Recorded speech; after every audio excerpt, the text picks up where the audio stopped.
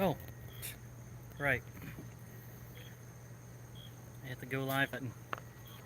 Then I put my phone down facing the sky. That makes a lot of sense.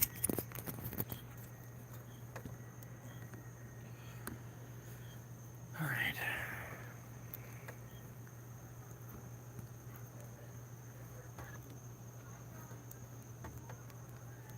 There we go. That's got it. That's got the camper, my ugly mug all in the same shot. It's about 6:30, so it's getting dark quickly. Um, but today's my 40th birthday, and I thought I would go live for a minute to just kind of at least have a little other people to join in with me.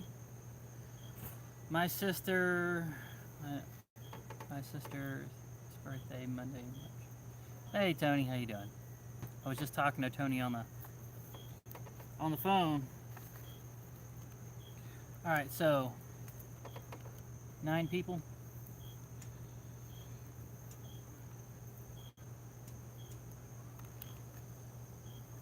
I'm currently putting a few candles into my cake here.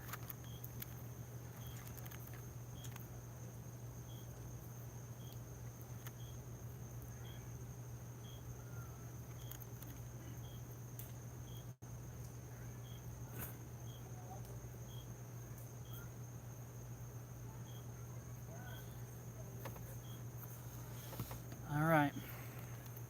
Should I go ahead and do this now? Hold on. Let me get out a few more things.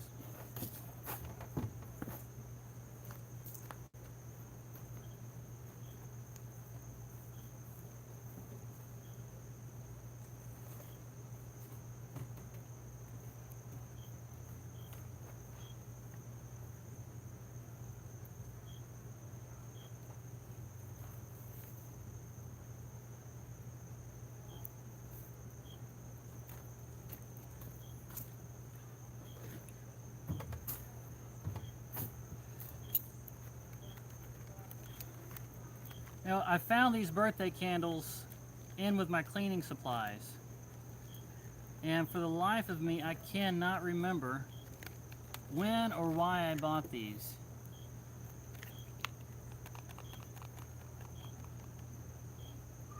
I can't. I totally doesn't come back to mind at all.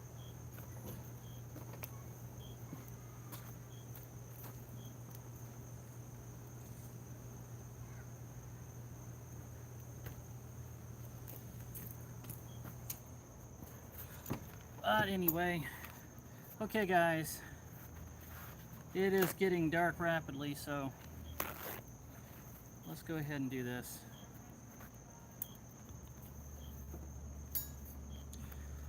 Now, some of you are probably wondering, he's having his 40th birthday in a campground, completely alone. I bet that's pretty depressing.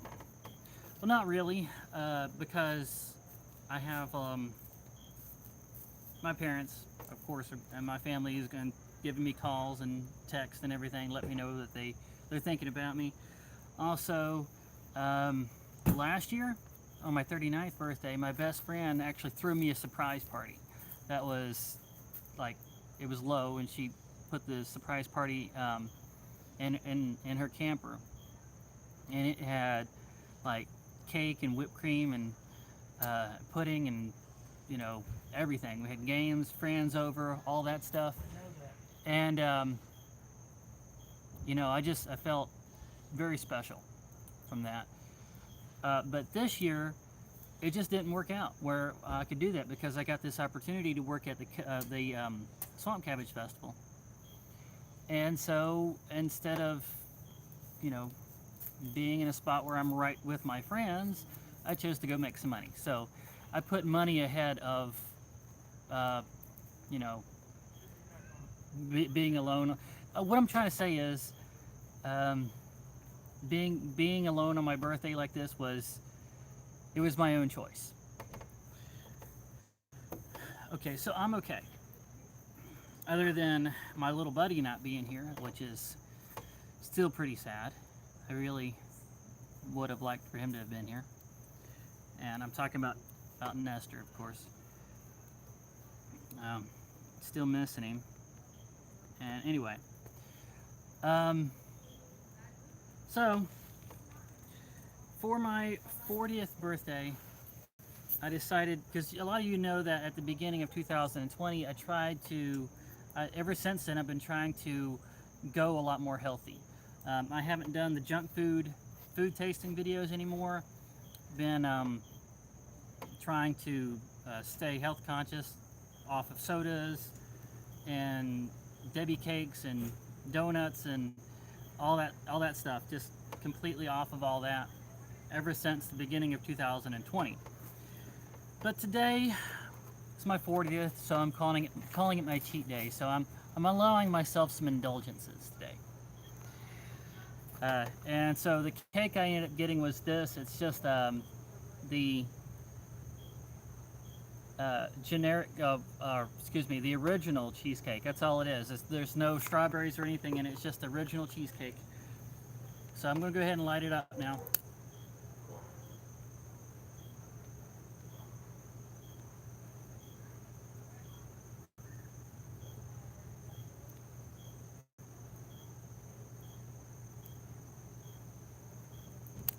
Just 6 candles because I can't do all 40. That would be really funny to try to get 40 candles on here. I wonder if that's even possible. All right. So happy birthday to me. Everybody sing along. Happy birthday to Ashley. Happy birthday. Happy birthday to me. That's enough of that. And there we go. So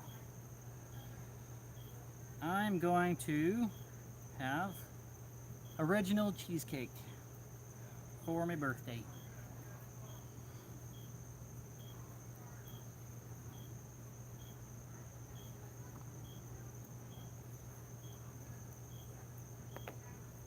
But enough about me. How's everybody doing? I'm reading your comments.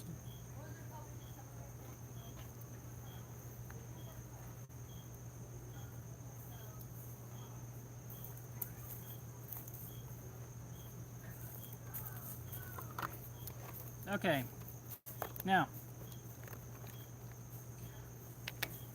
that's not the only indulgence I'm allowing myself. A few of the things that I really miss about trying to go healthy was, of course, the junk food. And of all the Little Debbie cakes, the one I miss the most is the oatmeal cream pie. So I went ahead and bought myself a box of them. And so 40 years old, I'm gonna say that I deserve an oatmeal cream pie.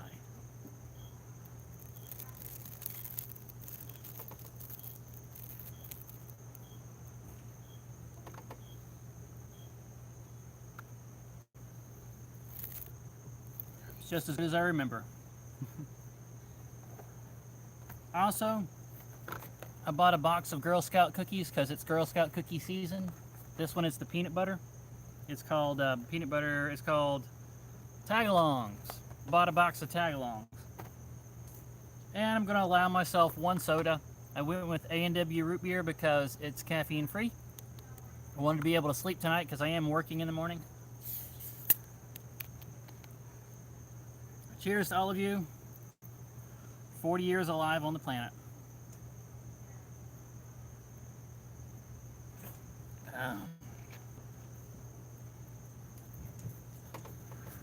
I probably should have eaten dinner before I did this, but hey, it was getting dark, and I wanted to go live before it got completely dark.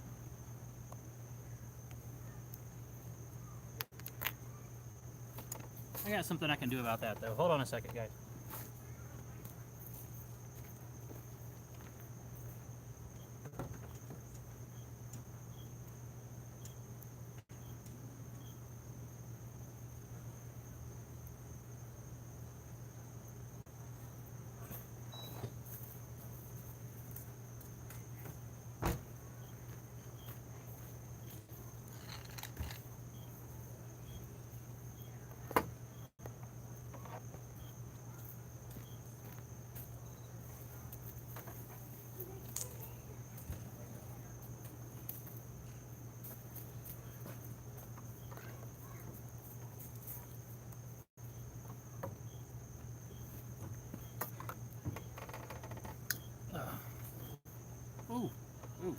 Too much, too much. There we go. It's a little more muted, right?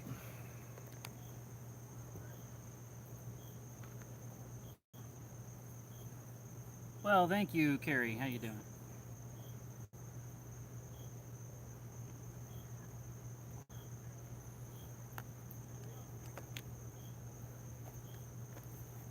Tag-alongs.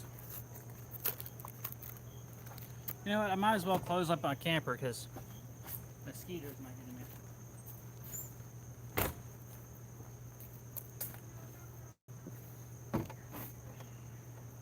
Don't want to be trying to sleep with mosquitoes.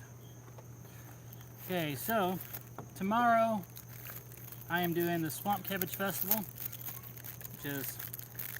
Does anybody here know what swamp cabbage is? I'm going to tell you.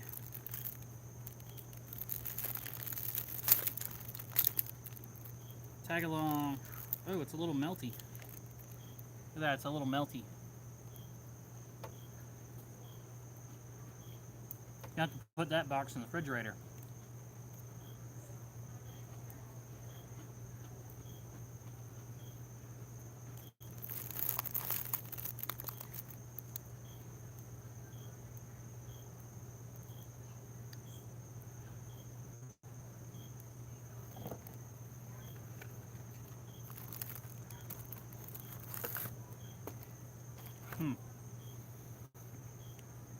So anyway, guys,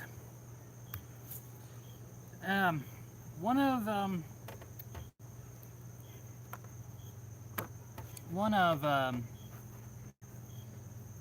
the things that I thought seriously about doing on my 40th birthday, and I thought about this for a long time, was actually drinking an alcoholic beverage.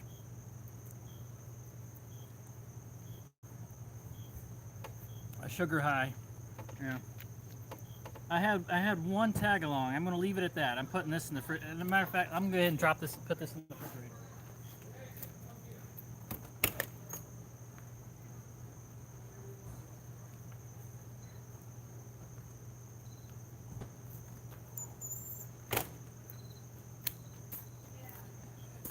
That was getting melty.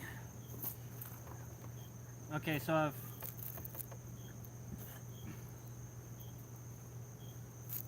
Okay.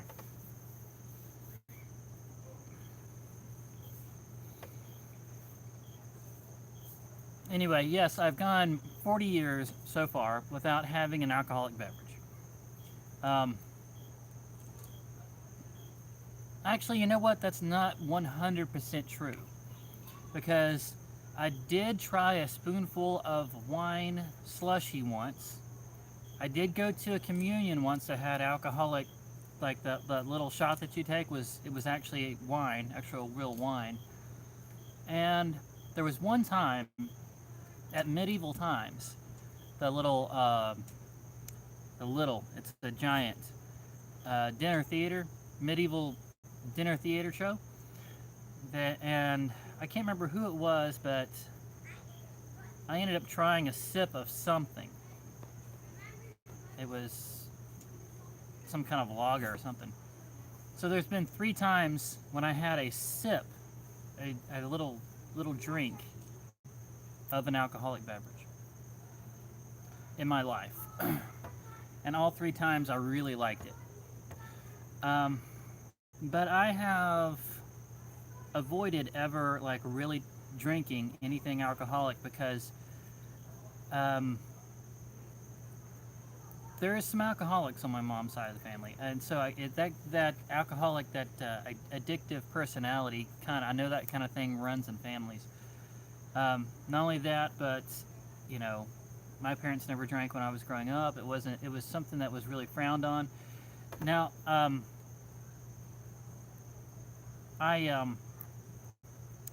tried not to be judgmental about people doing it, and I've noticed that, you know, there's plenty of people that can drink and they're responsible with it. It is totally something possible, and I believe even Jesus himself was one of those. So not drinking is not trying to raise yourself to a holier standard than even Jesus himself held himself to. So for that reason, I always kind of thought eventually I would give it a try. On my 40th birthday, I thought I was going to actually drink an alcoholic beverage. But it's been so long in my life never doing it that I kind of chickened out. I will not be drinking an alcoholic beverage. But I'm going to have a compromise. And I'm going to have this Haagen-Dazs bourbon vanilla bean truffle ice cream. I don't even know what bourbon is supposed to taste like. So, let's find out. Yeah. I've had a little bit of cake. Now it's time for some ice cream.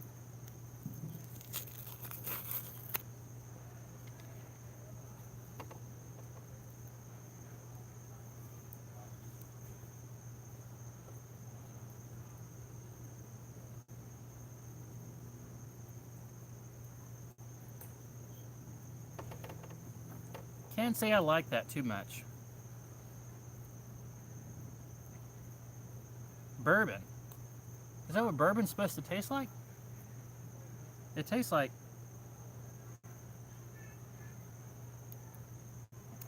a cold medicine.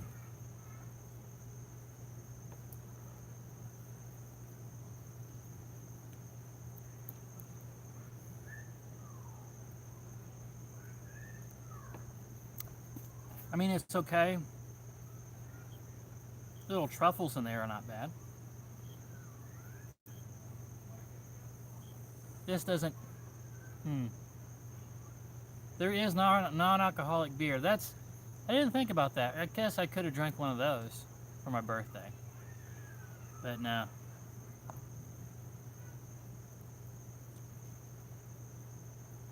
Okay, so what I'm tasting, I recognize that smell. I recognize the smell of the bourbon because I've been with friends when they were drinking it. And I'm not real impressed with the taste. Yeah. If I actually drank alcoholic beverages, I don't think I would be a bourbon person at all. I would probably be more like a... I would probably be more like a White Claw person.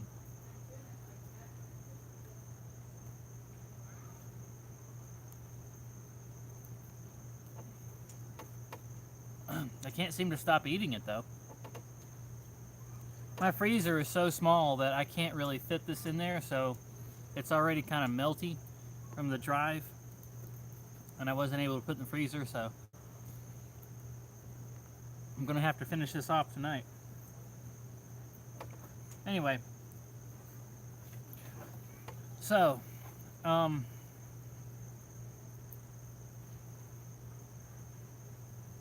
Dan the Mountain Man. I guess at this point in the live stream, I should probably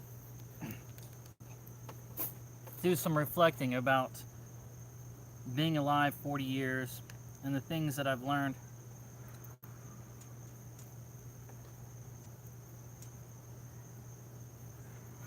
And I'll say this. I will say this. I mean,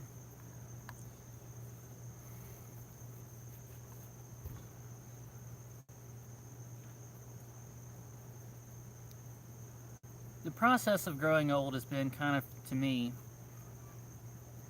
one of those things where you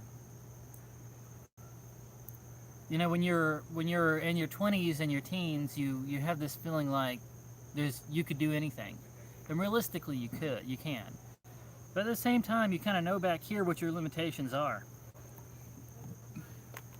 And the older you get, the more you kind of put more realistic expectations on yourself. And I don't know, I kind of feel like if we encourage people to be more realistic earlier in life, they would not be so disappointed with how life turns out. um, if they were a little more realistic and truthful with themselves from the beginning.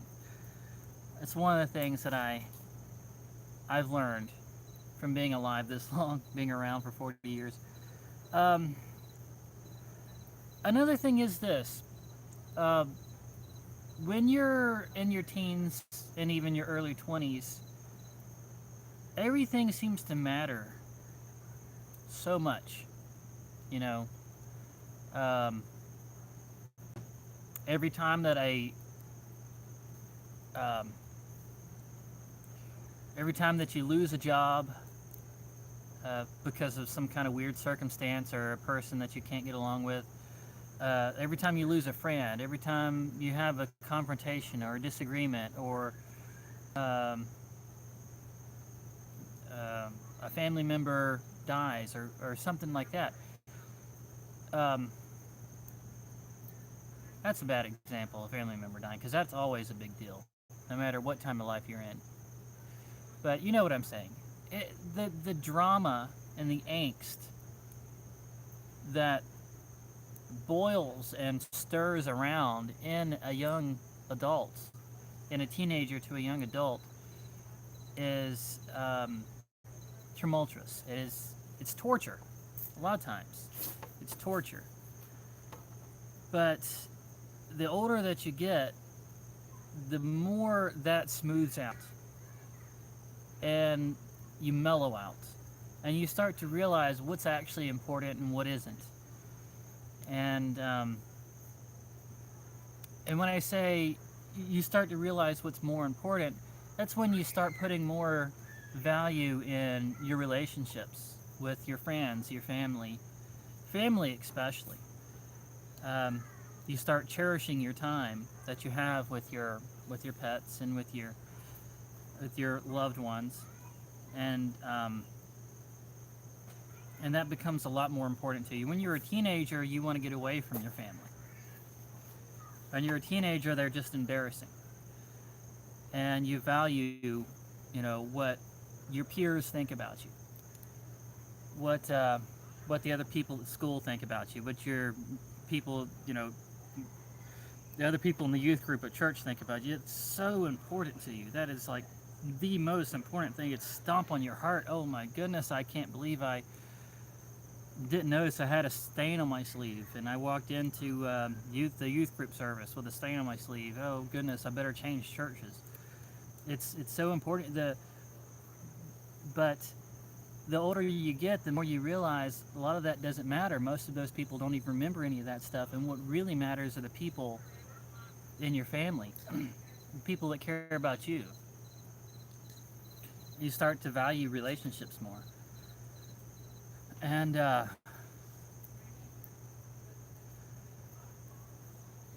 don't know if that's something you could say is it's definitely something I think you can look forward to. Because as a teenager, you know, I don't know if that's avoidable. That's just kind of part of life where you're going to have that stage of time when you have a lot of anxiety. And I don't believe that anxiety should be considered a medical condition that needs to be treated. I believe it's just something that everybody goes through. Maybe some more than others, maybe some to the extent where they do need medication. But for everybody has anxiety.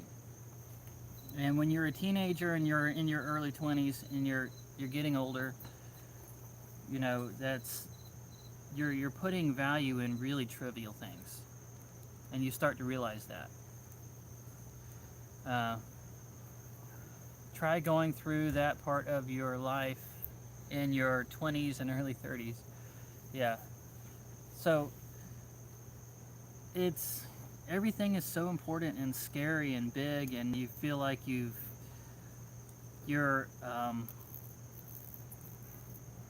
failing your family because you haven't succeeded as much as you want.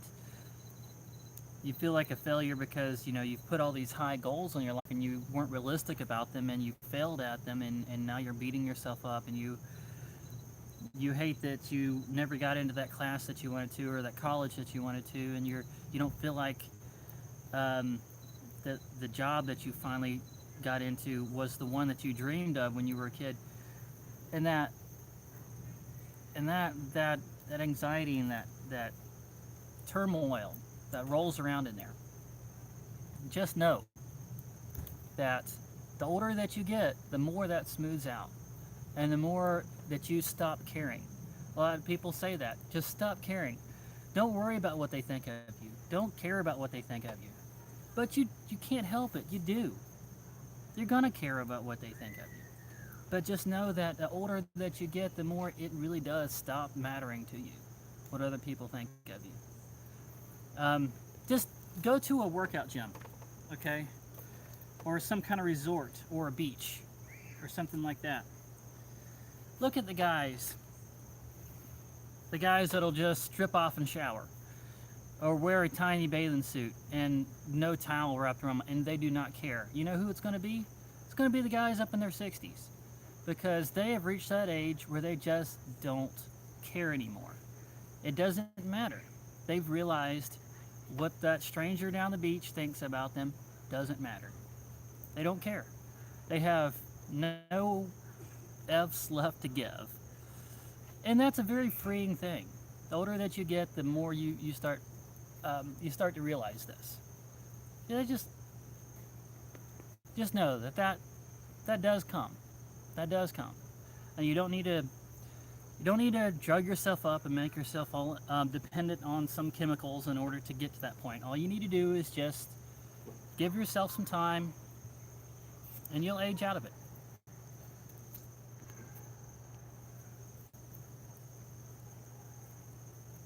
Thanks for coming by, Dan the Mountain Man. So, what else can I say about turning 40? I will say this, too. My life throughout my teens, my 20s, my 30s was a lot of job hopping and skipping here, skipping there, and I've done construction, I've done retail, I've done factory work, I worked at a print shop production plant. I was actually a graphic designer for a little while. I went to college for that. And I skipped around a lot because, I don't know, I feel like I wasn't totally honest with myself about the things I wanted out of my work life. You know, I had people tell me, you're dyslexic, you're this, you're that, there's no way that you'll be able to do this job. And I took it as a challenge. You're dyslexic, there's no way you can do graphic design. You're designing flyers and things like that. You're going to be making a lot of errors, putting in the print. And I'm like, oh, I can do it. I can make it anyway. I can do it anyway. And I did do it. And I actually held the job for a while, and I did it. But in the end, they were right. You know, that wasn't what my strength was. I was not good at graphic design. And I eventually realized that there's no way I'm going to really excel at this. And I'm always going to be kind of miserable doing it, so I eventually gave up on it. So I wasn't... And so... And the same thing with being a pipe fitter / welder in the union. A lot of guys were like, you look like you can weld pretty good, but the environment that you're in here it's not agreeing with you. I don't see you being able to do this long term. And they were honest with me, and I took it as a challenge. Yeah, I can do it. I can make it here. And I did. They got to be a journeyman, but I knew that really was not the kind of environment I wanted to be in for the rest of my life. So I ended up leaving that. And each time that I did these kinds of things, it kind of took years away from really finding what I really wanted to do in here and focusing on it. So I kept coming back to the caricatures. If I had been honest with myself and actually focused on that, I would be, you know, instead of only having 10 years of experience at this point, probably closer to 11, in caricatures, I would be, you know, somewhere around 20 years of experience in character, or more. And I'd probably be a lot better at it. A lot better at the business side too, more connections. Probably, I'd probably be faster at it. But I don't know. What I'm trying to say is be honest with yourself. Know what you really want to do. Down in here, what you really want to do. And focus on that. What is it? What is that thing that you keep coming back to that you would do for fun even if you weren't paid for it? And maybe it's something that you can't get paid for, like fly fishing, for example. But I mean, that's actually a bad example too, because you can make money at fly fishing. There's ways to do it. You could be a guide. You could really get good at tying flies, and you could do classes on that and make money that way. You could write a book about fly fishing and sell it. So if you're really passionate about that, you could actually make a living at that too. There's ways that you can do that. But something else too, with all of the skipping around and doing this and doing that, I kind of felt like my life was really cool, you know? It was interesting because I had job hopped so much and done so many different things in the scope of my life. And I was like, you know, I've got to keep track of all these things that I've done and save the pictures, because one day I'm gonna want to write a book about my life and all of my experiences and all the things that I've done.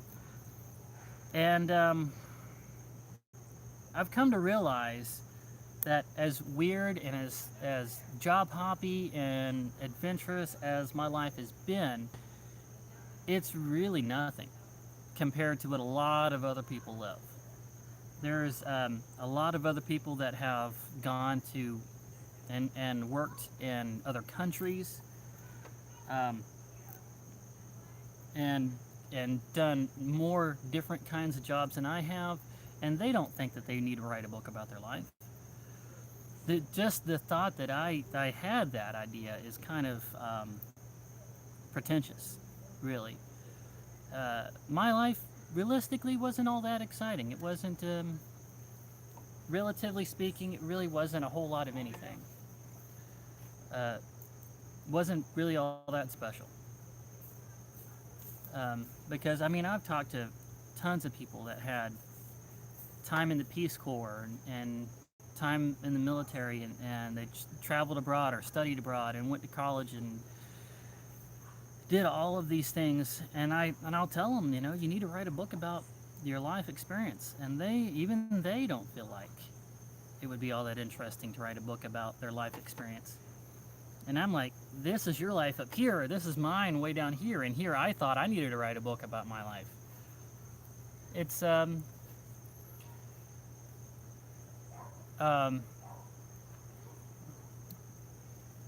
yeah, so I guess it was kind of a humbling thing to realize that. So just realize that, guys. As much as, you know, people in your life might tell you that you're special and that you're interesting and you're smart and all these things, in the grand scope of things, no, you're not. And you should be okay with that. I'm okay with that. You know, your life is really nothing special. My life is nothing special. And that's fine. And that's completely fine.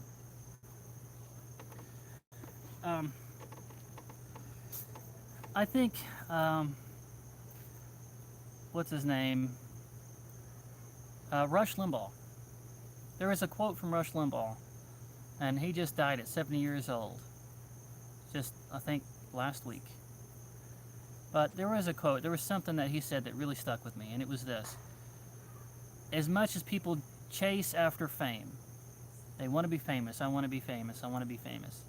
They chase after fame because they say they want to make a difference. I want to change the world. I want to make a difference. Um, there's that thought, but also, if you were to ask just about anyone, who was it that made the biggest difference in your life? Who was it that made the biggest impact, that took you from an underachiever to, facing forward on the right path? Who was it that inspired you and made you what you are today? And you ask that to just about every single person. You know what the answer is going to be? It's going to be, it was my dad. My dad made the biggest difference in my life. My mom did. Or it was my Sunday school teacher that actually believed in me. It was my my guidance counselor. It was this certain teacher in college. It was this person or that person that actually had a personal touch in that person's life.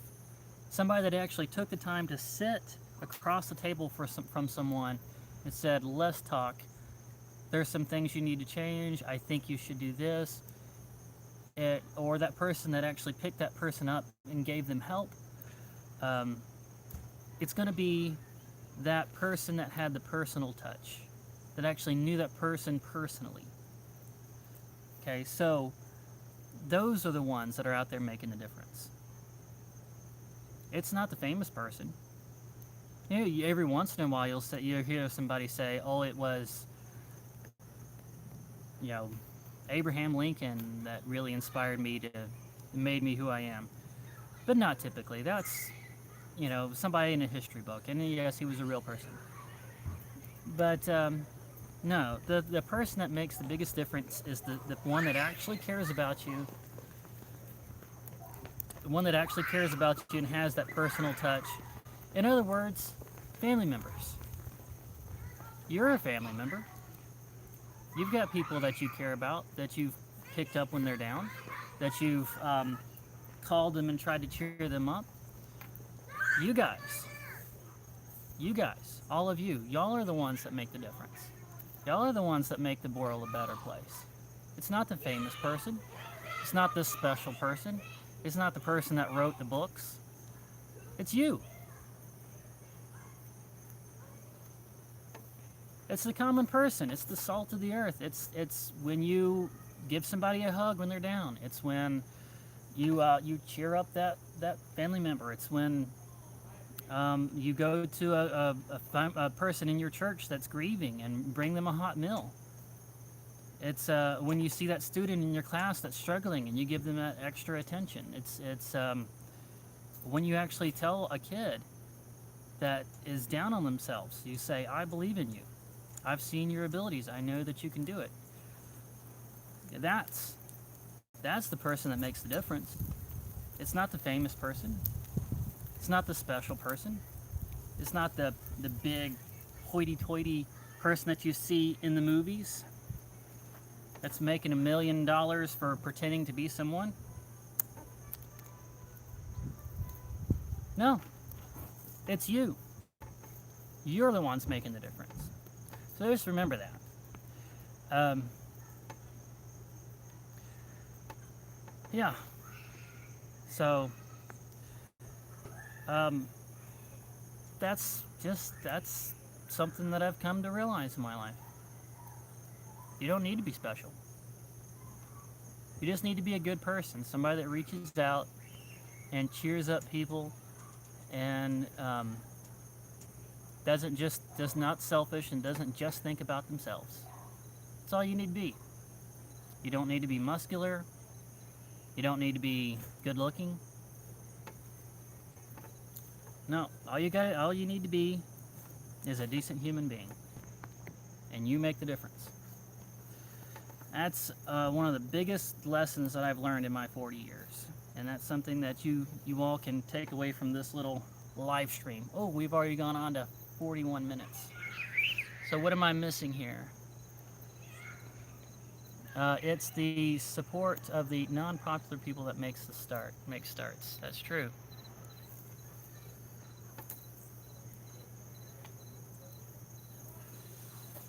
Okay. So that's it. I've got to get on to bed and go on to work tomorrow morning. I'm working at a Swamp Cabbage Festival. Swamp Cabbage. I promised you guys I'd tell you what that was. Swamp Cabbage is palm tree hearts. That's right. You know that palm trees, that the young palm trees, there's a certain kind. I don't remember the name, but there's a certain kind of palm tree that when it grows, there's instead of having that wood shell around it, it's kind of a fleshy trunk, and you can cut it into sections and then peel it. Peel out the woody outsides, and then the middle gets softer the more that you go towards the heart of the palm, because it's in layers, palm tree trunks. And then you can boil that and flavor it up, and it comes out with a texture very similar to artichokes, except for it doesn't have that thorny part of the artichoke. It's just kind of the pulpy, nice artichoke taste. That is called swamp cabbage, and it's kind of rare. It's not something they sell in a lot of grocery stores. That's maybe why they're doing a festival about it, because I think it's very seasonal too. And I don't know for certain if you have to kill the tree to harvest it. I don't think you do. I think it grows back. Pretty sure. Don't quote me on that though. But it's what it is. It's palm tree hearts, and there is a swamp cabbage festival that happens tomorrow and the next day out here in LaBelle, Florida, and I'm going to be working at that. Hopefully I'll be able to get to sleep after eating all this sugar. My life changed when I learned about being in the world, not of the world. When your joy comes from God, it is life-changing. There you go. It's a little wisdom from, I hope I'm saying this right, Carrie. Jesus loves you, Kay. Alright guys, I'm going to end this out. Thank you all for being there for me. What can you expect coming up? If there's anybody even still... Oh, we've still got 33 people. Okay. Right now, I am currently really buckling down, focusing on paperwork. And a lot of that is the kind of paperwork that's due on the 15th of April. I really got to get it done. And also, I have a lot of planning for the next few months to come up. And that's going to take some extra planning because a lot of the places are canceled. So I've got to find other things to do. So that is going to... And I'm going to be honest with you guys. I've got videos and I can edit them and get them out. But it's probably going to be a week or two before I really start putting videos. I might get one out every once in a while, but it's going to be a little while before I really start putting them out 3 times a week prolifically like I used to. But I am going to get back to it, and I'm going to keep doing the Monday night live streams as much as I can. And I'm going to be focusing on the artwork on those live streams. And I'm going to get the videos out as much as I can, but it's going to be a while before I can really be prolific again. But I hope you guys will bear with me and stick around and still be there whenever I am able to start putting out a lot of videos rapidly, like I was, back in January. And that's it.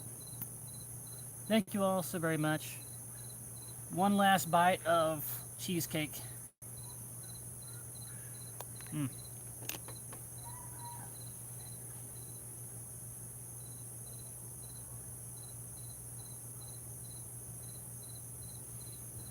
And I will see you on the next one. Good night, everyone. And thanks for sticking around. Look forward to seeing you in the next one.